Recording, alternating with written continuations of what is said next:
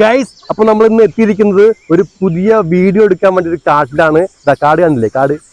കാട് കണ്ട.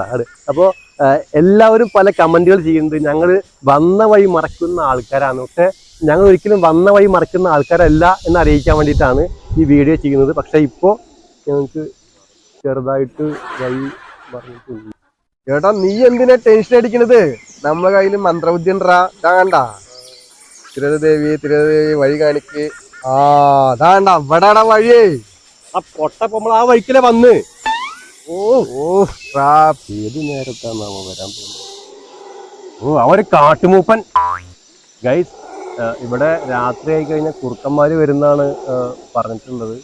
അപ്പോ ഞങ്ങളത് രക്ഷിക്കണം എന്നാണ് പറയാനുള്ളത്. എടാ, നീ പറഞ്ഞു കൊടുക്കടാ, നമ്മൾ തേക്കിന്റെ അടിയിൽ ഉണ്ട് എന്നുള്ളതേ.